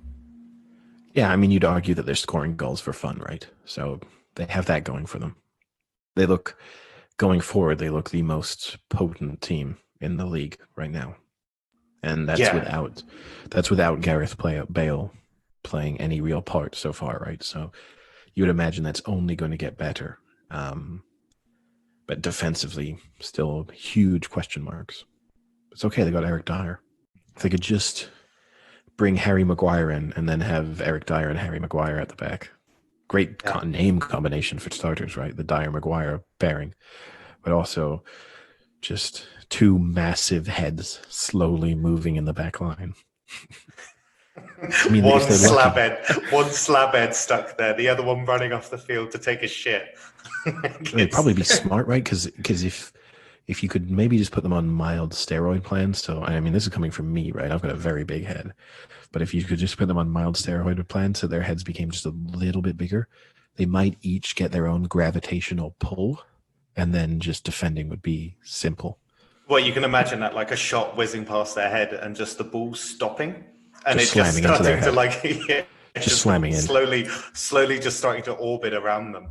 And yeah, remember really who was that Brazilian player who went like viral on the internet in a way before viral video concepts was a thing? But the one who used to do the seal headers all the way down the pitch. I don't know if you remember that. Like in the early 2000s, he became really famous for that. And he would just, there were all these videos of him playing in the Brazilian league, and he would literally just put the ball on his head and just sprint down the pitch, just bouncing, like doing that. And then if you imagine, it would be like that, but instead Harry Maguire or Eric Dyer would just have the ball orbiting around their head as they sprinted down the pitch before eventually just throwing themselves into the net to score. What's funny is those are at the moment, I know Maguire scored, but those are the players with that kind of ability and gift. They would be the ones that somehow they would mess up this scenario. I don't know what Maguire would do. Like Kurlon, by the way. It was Kurlon, who was also a great player in Football Manager for a while, which would tease, if there are any Football Manager fans out there, we are going to have a great episode where we preview the upcoming release of the new version of Football Manager and talk to one of the major Football Manager content creators about Football Manager, being an American, supporting kind of getting involved in the football world and just other things in general. But we are probably our first real guest, and it will be an exciting one out there for anyone who has had a moment in their life where they've become addicted to football/championship manager. Got the new one coming out next month, actually. Yeah, we could maybe coincide it with that. No, I think that's the goal, right? But to have him on a couple weeks before. Should I start playing in the new one? I mean, you can. I think we could report on the podcast how we're all getting on. maybe you. So Zealand is the guy. Maybe you and Zealand can start a file together. You can go on Twitch together and stream your new Football Manager file. But what you have to imagine is, Frank, it's like, imagine mixing football with Excel spreadsheets. Ooh. And just imagine okay, that. I'm interested. It is stats. You have just got a huge amount of tabbed screens and you are just statting it up. It's basically football's take on like how baseball looks for all the statisticians. I think you'd like it. And for Yeah, context, I think I would like it. For context, right? You don't actually play. You just watch your team. You're just the manager. So there's no actual control over what happens apart from giving them instructions and substituting players and changing tactics. That's it. Yeah, and then you get Eddie's semi-pedophilic manager tactics, where he just signs only like 15-year-old boys most of the time. Although you've been prevented now, haven't you? From doing they've changed the regulations, and it's my Jeffrey Epstein child trafficking ring that I was starting in Blackburn every year has had to been railed, sort of tailed back in. Usually Brazilian boys as well, Frank, in case you were curious. They're the best because you don't know, boy or girl. You never know until they turn up. Sometimes I would get a great new star for the first 11, and sometimes I get a girlfriend. Since we're on the European football talk, and we've mentioned this in previous ones, have you guys seen the new Ronaldo Instagram post? Speaking about how he posted on those ones on his yacht with those weird posts and creepy messages that he put up. Have you seen the new one? No, what's he done? I mean, let's just say in future, Frank, if you ever have to ask either one of us the question, have you seen Ronaldo's latest Instagram post? I think that you can just take no as the default answer. So you don't think Sam's trolling or on his Instagram post? No. Well, this is his new one. This is his new picture that he puts up. He's looking fat. It's just him in a skimpy bathing suit next to his private pool, just like with a smile on his face because he's in self-isolation because he tested positive. And his post is, don't let what you can't do stand in the way of what you can do. What the fuck is that supposed to mean with that picture? That really helps when you've got millions and millions of pounds worth of money. It's really easy. I think we have to analyze this in two different ways, right? The message itself, vapid, potentially meaningless, but well-intended, I suppose.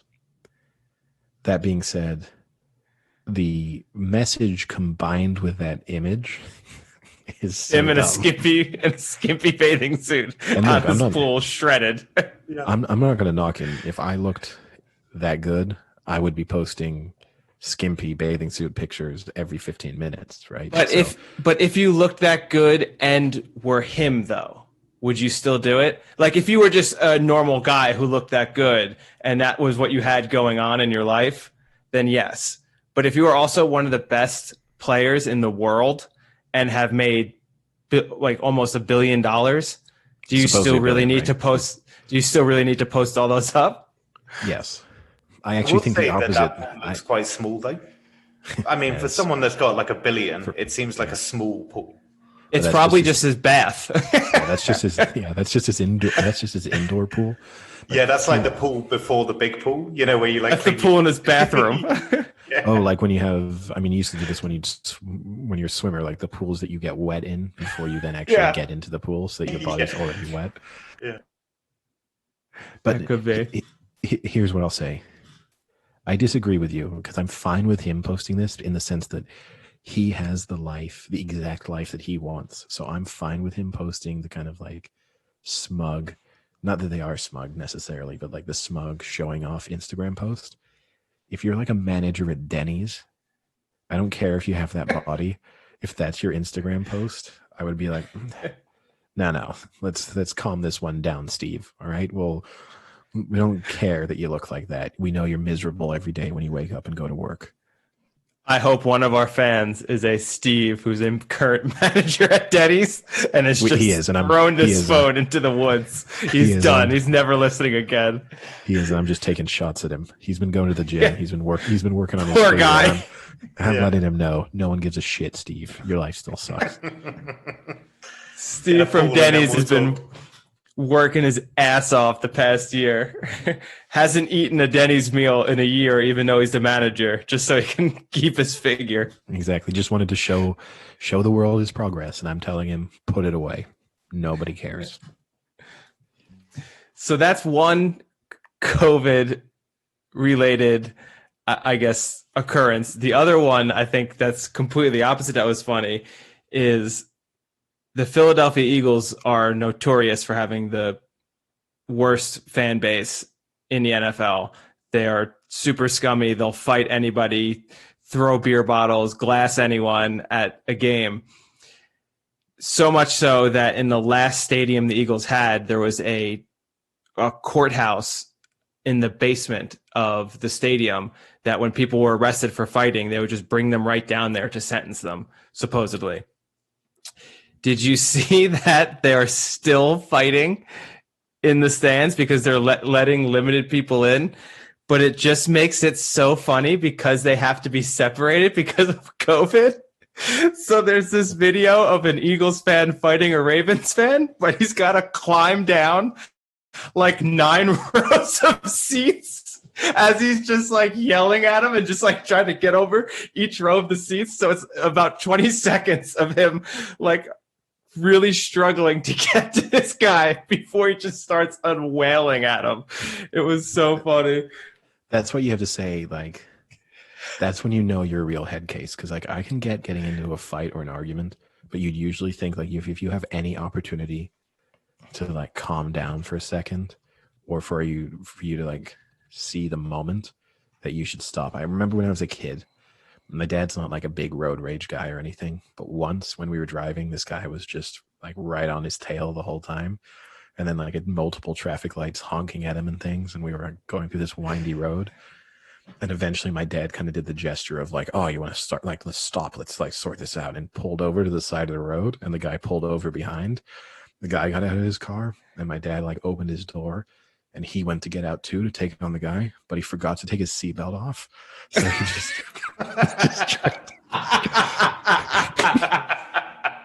he just tried to hop out of the car and then just bounced back in. And to his credit, even he laughed, but it also gave him that moment of just like his head cleared. And then it was like, what am I doing here? Let's just leave. You've got to I look feel cool like- doing it. You lost all coolness. But I feel like you that's got the- stuck in a seatbelt. I feel like that's the equivalent of having to hop over multiple steps. It's like maybe by like row 4, you should be like, what am I doing here? Yeah, so you guys are currently seeing the video now. Wow, they are really going for each other there. Oh, Eagles fans, no mercy, no mercy in Philly. But look, it's like he's already doing it. That's 2, And, 3, and someone's 4, trying 5, to 6, 7 There's rows actually about. what's impressive about that video though is there's a part where he actually, rather than, because I would have like taken a step over, then done another step. He does it all in one go at one point. Like he Yeah. is clearing the Like left Like foot, left, right, foot, left, right. Yeah. Yeah, no, it's you have to give him a bit of credit there for like the style points, like the degree of difficulty, because I don't think I could clear it down over steps that smoothly. Just seeing you do that and just like clip your left foot and just stack it down the stairs. Now here's my question. If you're the guy who was on the receiving end of this and saw this guy coming down, if you see him trip and eat it, do you then take your opportunity and just wail on him as he's like knocked out cold from hitting his head on the seat? Like that's your opportunity? You knew what he was coming to do. Absolutely, you're going over there, screaming him. Well, here's the killer for that guy, right? So you have this moron hopping over the steps, but he has a friend who just walks down the stairs on the left-hand side, and then also wails on the guy. So that's the unfortunate scenario for the guy inviting the oncoming traffic. Yeah, the very Philadelphia thing about this is not so much the guy climbing over 10 rows just because he has to get into a fight, but the other guy who sneaks around the side, as Eddie said, and gets like 3 good shots in this guy as they're currently fighting each other. He just jumps in and cheap shots him 4 times and then walks away.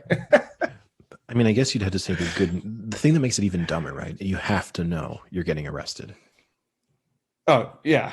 Like in a normal stadium scenario, maybe you're able to kind of merge back into the crowd, move away, maybe you leave the stadium or just kind of like go and decide to get a drink and then kind of find a new spot to stand and watch the game in maybe. But the fact that you're one of only a few thousand people, it's fully empty seats, someone's going to see you. The fact that you have to go through all that, it's like you're guaranteeing that you are going to prison. Sorry. Yeah. Yeah, so the related post for that video is a link that goes, Philadelphia Eagles, another fan punches police horse. That's when you know Philly is notorious for their fans. It's another. Is he like, the thing I love about this is he punching it because he felt like the horse was giving him shit? What's that? Well, here's a real question for you, for both of you. Which horse in your history of following horse races have you most wanted to punch in the face post-race? I can tell you mine. That's a good question. I don't have to think about it. It's Annie Power. And I wish I could have approached Annie Power when it was sort of on the ground after that hurdle and just tried to sort of choke it out on the ground. Would you have choked out Annie Power or Mullins? I mean, or Ruby Walsh. Ruby Walsh. Wow. Ruby Walsh, I could have probably done with one hand whilst also trying to take on the horse. I've got the idea of Eddie like getting so pissed off at Annie Power and Ruby Walsh that he runs over to Mullins and starts strangling him. I mean, that's also one of my favorite memories of attending a race. I remember when I was at Warwick and going to Warwick Racecourse on one of the days when there were maybe only like 300 people there. It was for like a Wednesday afternoon day at the races. But obviously that had included a bunch of guys either on an office Christmas party or like a stag do, like a bachelor party. And they just got absolutely trashed over the course of the races.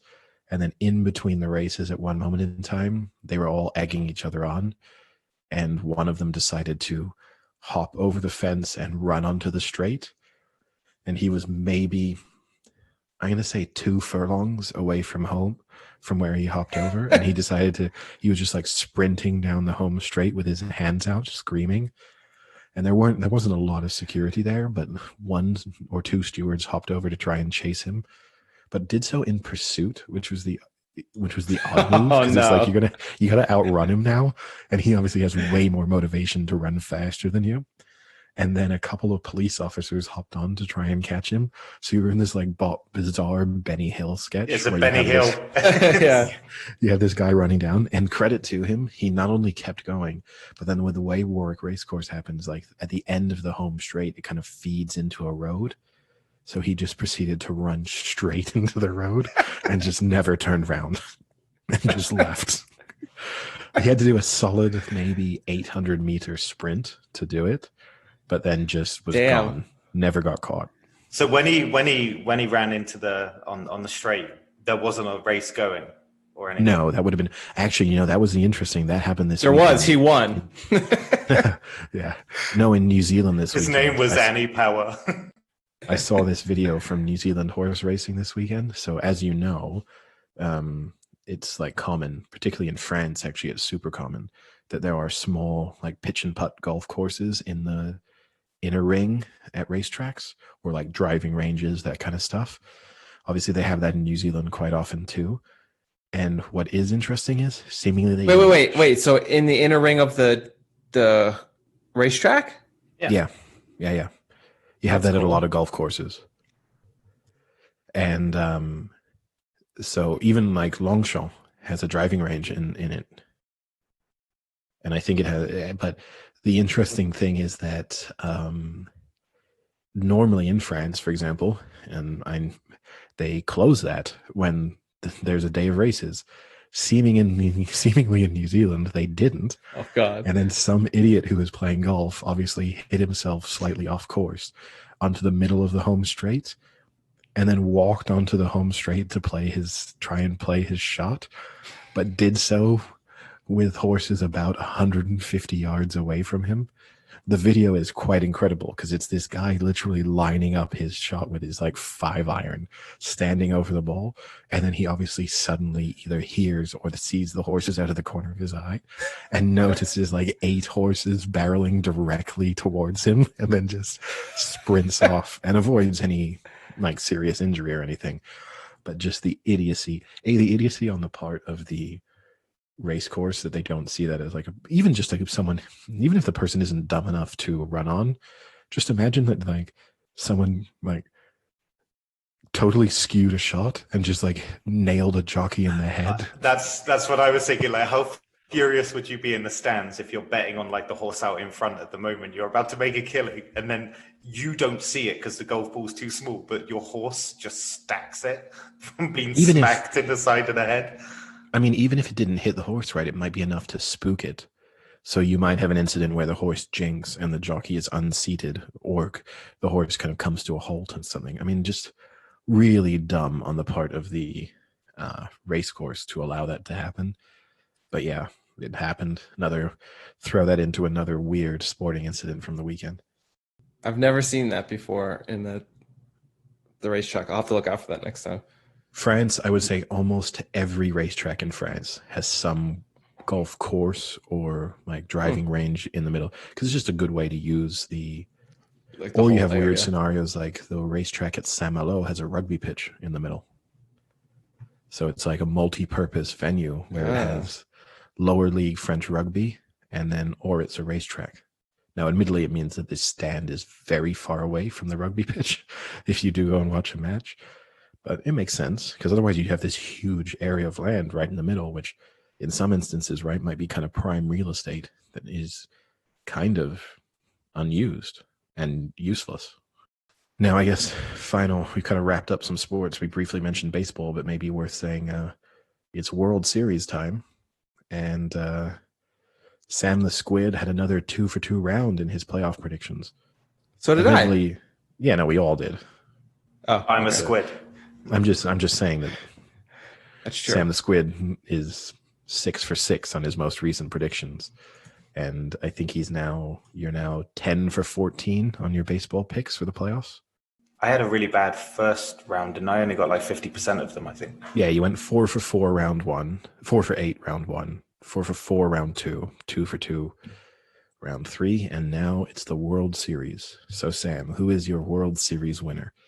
The Tampa Bay Rays or the LA Dodgers? I think they're going to have, that the title town you spoke about, I'm going Tampa. I think they're going to have a killer year. Yeah, I'm going Tampa. And you have to say in how many? Oh, well, let's save that after. Let's everyone get their pick in, and then we'll do so that everyone gets their, like, because what you don't want is a scenario that, like, Sam says in 6, you also would have thought in 6, so then you change your pick because you think it's more likely you win some other way. Gotcha. So, Frank, who's your pick? I'm going Dodgers. They had a nice comeback to make it into the series, and I think they'll ride that momentum. I'm a little torn here because I predicted the Dodgers in round 1. I don't like the fact that Clayton Kershaw is continuing to be an awful pitcher in the playoffs. To me, that's maybe one of the weirdest things in sport, in a way, that you have arguably the most dominant regular season pitcher of all time who is almost unstartable in the playoffs. And this is now a relatively large sample size.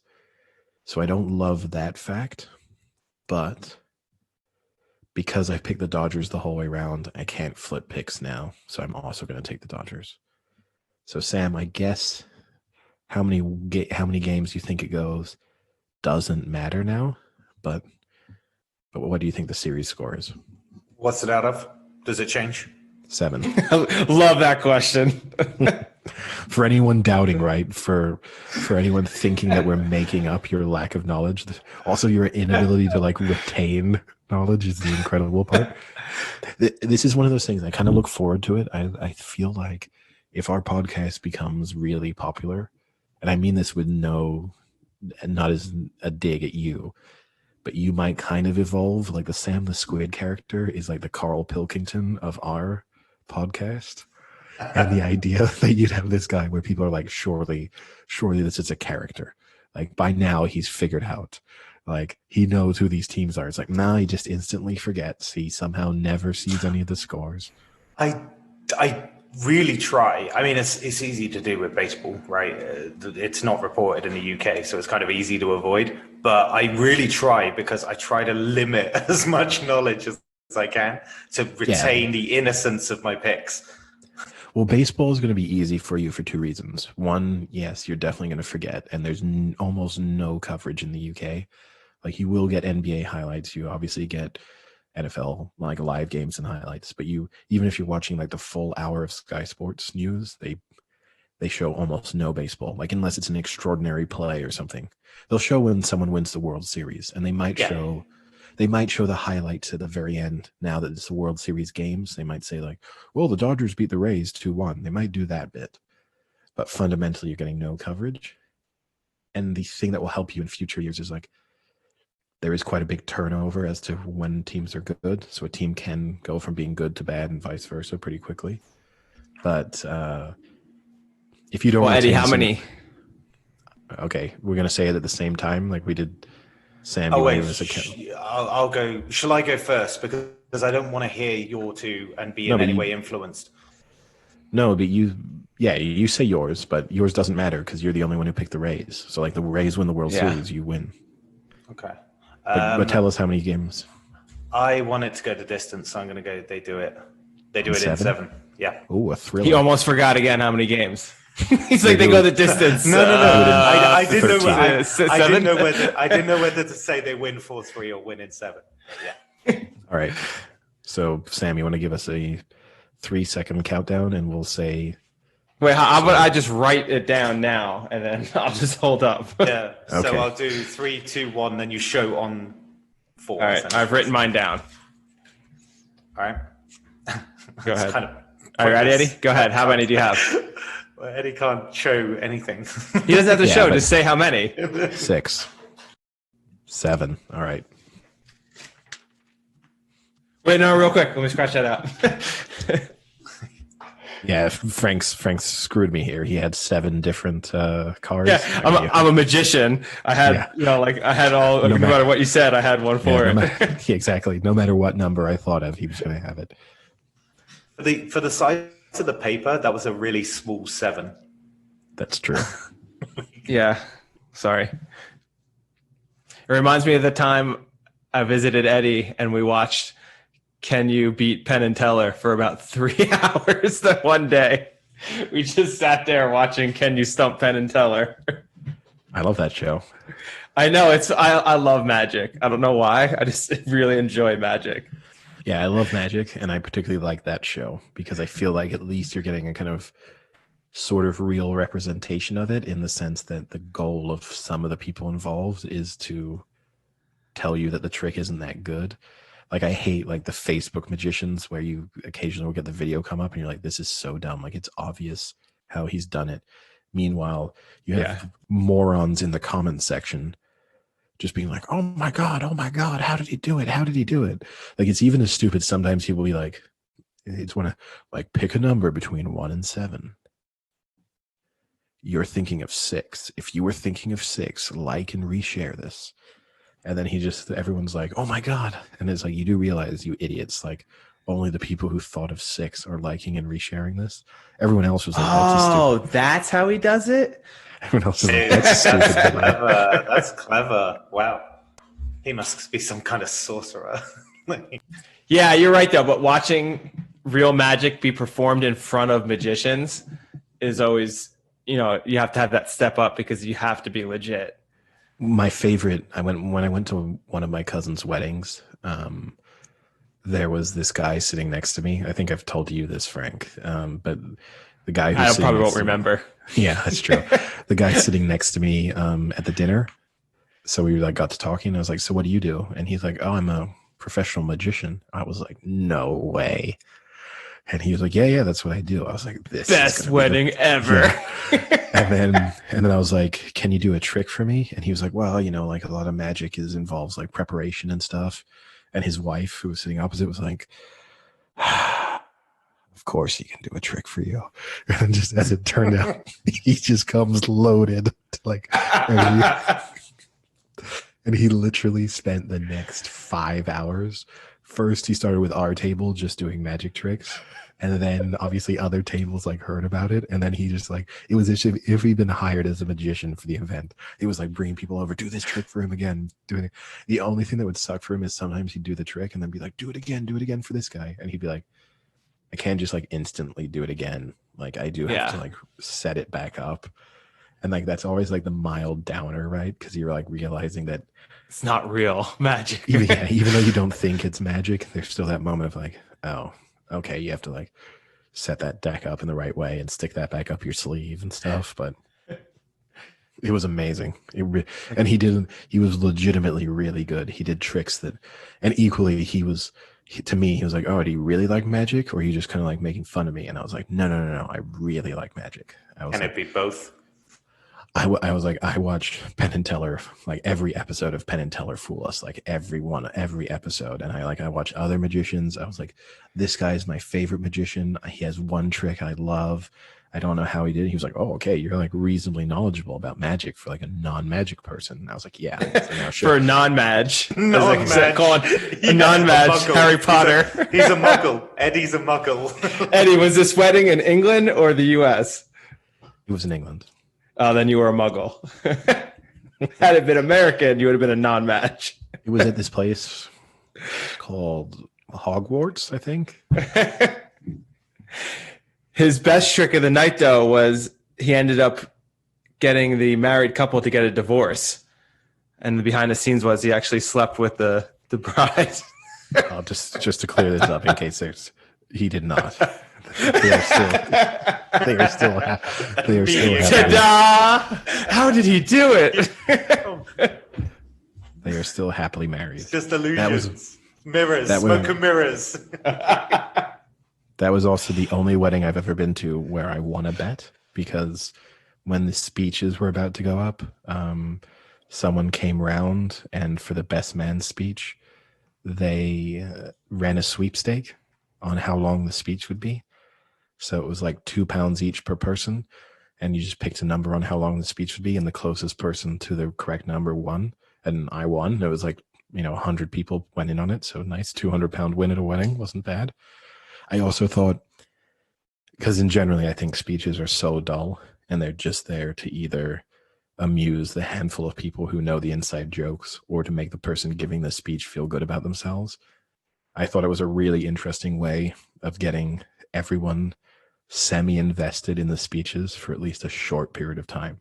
Like, the downside was most people were like running the stopwatch on their phone like during the speech, and you could tell people at times were like more focused on the number, like when they thought in the speech.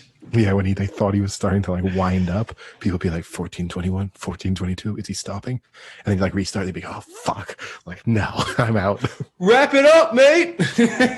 Exactly. Do I win if I cut his mic? Yeah, well, I've only been to one English wedding, and it was a lot of fun. It was eventful. But we'll save that story for another day. We'll save that one when we've really taken off. Yeah. Same time that I smoked Eddie in cricket. That story we already told. Oh, God. Same weekend. It's such a delusional interpretation of what happened. It's unbelievable. Hit the furthest six that tennis court has ever seen with a broken child's cricket bat and a tennis ball. I'll just tell anyone out there, for any cricket supporters out there, if they thought that Mattia Muralitharan was a little bit of a chucker, they should see Frank Bowl. because that was a solid 25, 26 degrees of arm bend every time. Well, it's kind of difficult when you grow up your whole life throwing a baseball. Oh, I'm not doubting it. I'm just defending my destroyed reputation. All right. Anything else? Or can I go watch the rest of this Monday Night Football and get ready for my Cardinals? Oh yeah, it's worth saying, right? Because we did say we'd give people an update. So currently looks like the Chiefs strong position to win. Around 10 minutes left in the fourth quarter. They're already up 10 points. They got it deep into Bills territory. Yeah, they're deep in the red zone. So looks like the Chiefs, barring a surprising turn of events in the final 10 minutes, it looks like the Chiefs will go to 5-1 and the Bills will go to 4-2. Up 13 now. So let's see. Can Allen solidify his MVP? Because right now he's 9 for 21 with 66 yards. Well, you'd also argue at the same time, I've got to say, Mahomes has not done a lot today to put himself back into the MVP race. Hasn't needed to, though, when Edwards-Hilaire's got 170 yards rushing. I like however you spin it, like whoever you want to kill for being statistically unimpressive, you like didn't need to do anything more. But then the other guy, useless, terrible, should have stepped Hey, up. someone's got to be that guy on the podcast, all right? All right, boys. Well, I'll talk to you guys on Thursday. Bacillus, you can go fuck yourself. See ya.